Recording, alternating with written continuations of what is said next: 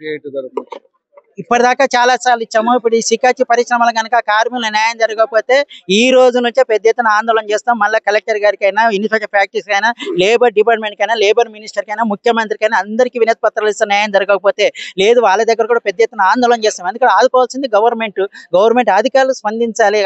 కాబట్టి ఆ రకమైన ప్రకటన ఇంకా రాలేదు. ప్రకటన కోసం వెయిట్ చేస్తున్నాం. ఎందుకంటే శిథిలాల తొలగింపు ప్రారంభమైంది కాబట్టి ఇంకెంతమంది చనిపోయి వస్తుంది. అందుకే ప్రభుత్వ అధికారులు ప్రభుత్వం ప్రకటన చేయాలి. చేయకపోతే ఊరుకునే సమస్య లేదు. వాళ్ళ వెంట పడతాం, ఉద్యమం చేస్తామని కూడా హెచ్చరిక చేస్తున్నాం. సంగారెడ్డి జిల్లా ఐడియా పాశమేళారంలో ఉదయం 9:20 ఈ సికాచి అనే పరిశ్రమలో రియాక్టర్ పేలి పెద్ద ఎత్తున ప్రమాదం జరిగింది.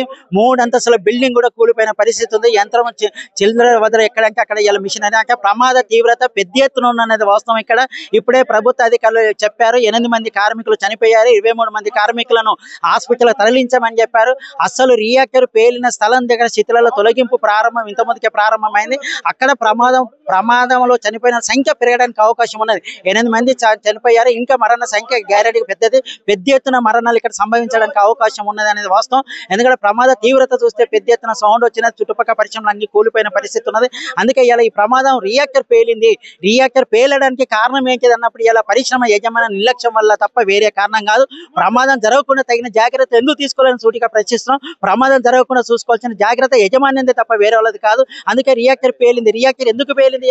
ఇప్పటిదాకా రియాక్టర్లు పేలిన రిపోర్ట్లు కమిషన్లు కనుక చూసినట్టయితే రిపోర్ట్లలో సారాంశం చూసినట్టయితే ఆ రియాక్టర్ల దగ్గర 2 కారణాలు. ఒకటి అవుట్డేటెడ్ రియాక్టర్ ఉండడం వల్ల, అంటే యజమాన్యం ఇన్ టైంలో దాన్ని సర్వీస్ చేయించో లేకపోతే దాని సర్వీస్ ఉన్నంత వరకు వాడుకోకుండా డబ్బుల ఆశ, అత్యధిక లాభాల కోసం పాత మిషన్ పెట్టి ఉత్పత్తి చేయాలనే డబ్బుల ఆశ వల్ల ఈ ప్రమాదం జరిగిందనే వాస్తవం. ఎందుకంటే అనేక రిపోర్ట్లు కూడా అవే తెలుస్తున్నాయి. అందుకే ఇక్కడ కూడా అదే జరిగింది. పరిశ్రమ యజమాన్యం ఇన్ టైంలో రియాక్టర్ మార్చలేదు. రెండోది అనుభవం లేని కార్మికులు పని చేయడం ద్వారా కూడా ప్రమాదాలు జరుగుతున్నాయి. ఇవాళ చనిపోయిన వాళ్ళంతా వలస కార్మికులు, ఒరిస్సా, బీఆర్ ఇటువంటి సంబంధించిన వాళ్ళు. రియాక్టర్ దగ్గర ఎవరిని పెట్టాలి? రియాక్టర్ అనేది చాలా సెన్సిటివ్ స్థలం. అది అసలు రియాక్టర్ దగ్గర అనుభవం ఉన్న కార్మికులను పెట్టాలి. ఎంఎస్సి, బిఎస్సి ఇటువంటి చేసిన కెమిస్ట్రీలను పెట్టాలి తప్ప వలస కార్మికులను పెట్టారు అనేది వాస్తవం. అందుకే ఇలా ఈ 2 కారణాల వల్ల, అవుట్డేటెడ్ మిషన్ వల్ల, అట్లనే వలస అనుభవం లేని కార్మికులు పనిచేయడం ద్వారా ఇంత పెద్ద ఎత్తున ప్రమాదం జరిగింది. ప్రమాద తీవ్రత అంతుంది. అట్లనే చనిపోయిన కార్మిక కుటుంబానికి ఒక్కొక్కరికి ₹1,00,00,000 ఎక్స్‌గ్రేషియా ప్రభుత్వం ప్రకటన చేయాలి. ప్రభుత్వమే బాధ్యత తీసుకోవాలి. ఏదో యజమాన్యం ప్రకటిస్తుంది, యజమాని చెప్పలేదు అన్నది కాదు. అందుకే ప్రభుత్వమే బాధ్యత తీసుకొని చనిపోయిన వారికి ఒక్కొక్కరికి ₹1,00,00,000 ప్రకటన చేయాలి. చనిపోయిన వారి కుటుంబంలో ఒకరికి ఉద్యోగం ఇవ్వాలి. అట్లనే హాస్పిటల్లో ఉన్న వాళ్ళకు యజమాన్యం మీద వదలకుండా, యజమాన్యం చేయించదు ఎందుకంటే డబ్బులు లేవంటది, ఇంకోటి అంటది. అందుకే ప్రభుత్వమే బాధ్యత తీసుకొని కార్పొరేట్ వైద్యం అందించాలి. వైద్య ఖర్చులు అన్ని ప్రభుత్వమే భరించాలని కూడా డిమాండ్ చేస్తున్నాం. ఆ రకంగా అట్లనే యజమాన్యం మీద కేసు నమోదు చేసి అరెస్ట్ చేయాలని కూడా డిమాండ్ చేస్తున్నాం. ఇప్పటిదాకా ఈ దేశంలో పరిశ్రమల ప్రమాదం జరిగితే యజమాని అరెస్ట్ చేయట్లేదు, ఏదో నామమాత్ర కేసులు పెడుతున్నారు. అందుకే అరెస్ట్ చేసి జైలుకు పంపితే తెలుస్తుంది అటువంటి అర్థమైతే. అందుకే ఇలా ప్రమాదానికి కారణమైన యజమాన్యం పైన కఠిన చర్యలు తీసుకోవాలని మేము డిమాండ్ చేస్తున్నాం. అట్లనే కార్మిక కుటుంబాలకు ₹1,00,00,000 ఇవ్వాలి. ఇవ్వకపోతే సిపిఎం, సిఐటి ఆధ్వర్యంలో పెద్ద ఎత్తున ఆందోళన కూడా చేస్తామని హెచ్చరిక చేస్తున్నాం. కంపెనీలో ఫస్ట్ షిఫ్ట్ ఎంతమంది వచ్చారు, అందులో ఎంతమంది ఉన్నారు, ఎంతమంది హాస్పిటల్కి వెళ్ళారు?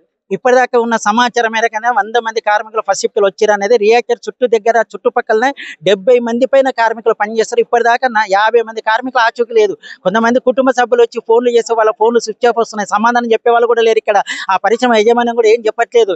ఎందుకంటే 23 మందిని హాస్పిటల్లో జాయిన్ చేశారు అనేది అధికారులు చెప్పారు. ఇప్పుడు 8 మంది చనిపోయారని చెప్పారు. ఇంకా మృతుల సంఖ్య పెరుగుతుంది. అసలు ప్రమాదం జరిగిన శిథిలాల తొలగింపు ఇప్పుడే ప్రారంభమైంది. అక్కడ గ్యారెంటీగా పెరుగుతుంది. ఎందుకంటే అక్కడ చుట్టూ ఉన్నది 70 మంది అంటున్నారు. కాబట్టి 50 మంది ఇప్పటిదాకా ఫోన్లు కలుస్తలేవు, ఫోన్లు స్విచ్ ఆఫ్ వస్తున్నాయి, అడ్రస్ లేవు 50 మంది కార్మికులది. అందుకే ఆ రకంగా ప్రమాదం తీవ్రత పెద్ద ఎత్తున పెరుగుతుంది అనేది మేము అనుకుంటున్నాం. ఆ రకంగా యజమానిని శిక్షించాలని డిమాండ్ చేస్తున్నాం. ఇకపై కంపెనీ యాజమాన్యాలకు ఎలాంటి సూచనలు ఇస్తారు మీరు? ఎలాంటి ప్రమాదాలు జరగకుండా ఏం చేయాలనుకుంటున్నారు?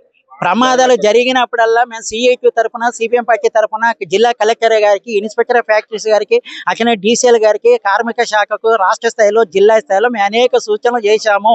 ఒకటి, ఈ పరిశ్రమల తనిఖీ అధికారుల శిక్షను దాన్ని బలోపేతం చేయాలి. వాళ్ళకి అధికారాలు ఇవ్వాలి. ఈ గతంలో ఉన్న గవర్నమెంట్ ఏం చేశారంటే వాళ్ళ అధికారులు కట్ చేశారు. అట్లనే వాళ్ళ సిబ్బందిని కూడా తగ్గించారు. వాళ్ళ ఆఫీసులో మ్యాన్ పవరే ఉండదు. అందుకే మేము డిమాండ్ సూచన కూడా చేస్తున్నాం. ప్రమాదాలు జరగకుండా ఉండాలంటే ఫస్ట్ సెల్ఫ్ డిక్లరేషన్ చేసుకోవాలి యజమాన్యాలు. వాళ్ళ వాళ్ళు తనిఖీలు చేసుకోవాలి, తగిన జాగ్రత్తలు తీసుకోవాలి. ఈ రియాక్టర్ల ప్రమాదాలు బాగా జరుగుతున్నాయి. అందుకే వాటిని ఇన్ టైంలో మార్చుకోవాలి. సర్వీస్ ఉన్న వారికే వాడాలి, ఎక్స్టెండ్ చేయకూడదు. అందుకే ఈ రియాక్టర్లు ఇన్ టైంలో మార్చడం, అనుభవం ఉన్న కార్మికులు కనుక పెట్టినట్టయితే ప్రమాదాలు జరగదు. మూడోది, ఈ తనిఖీలు చేసే యంత్రాంగం పరిశ్రమల శాఖ ఉంది, వాళ్ళ పోస్టులు సంఖ్య పెంచాలి, సిబ్బంది సంఖ్యను పెంచాలి. అట్లనే తరచుగా కూడా తనిఖీలు చేయించాలి, తనిఖీలు కూడా చేసే అధికారం వాళ్ళకు ఉండాలి. ఆ రకంగా తనిఖీలు చేయడం ద్వారా కూడా ఇటువంటి ప్రమాదాలను అరికట్టచ్చు. అట్లనే యజమానులను శిక్షించాలి. ఇప్పటిదాకా ఈ దేశంలో, రాష్ట్రంలో ఎంతమంది చచ్చిపోయినా ఒక్క యజమాని జైలు శిక్ష పడదు, వాళ్ళ మీద నేర శిక్షలు పెట్టరు. ఎందుకు పెట్టరంటే ఫ్యాక్టరీ శాఖ అట్లా ఉన్నదని చెప్తున్నారు. అందుకే ప్రమాదాలు జరిగే కార్మికులు చనిపోతే వాళ్ళకు బాధ్యులు చేసి వాళ్ళని కఠినంగా శిక్షిస్తే ఖచ్చితంగా తగిన జాగ్రత్తలు వాళ్ళు తీసుకుంటారు. అందుకే ఇటువంటి సూచనలు పాటించాలని మేము డిమాండ్ చేస్తున్నాం.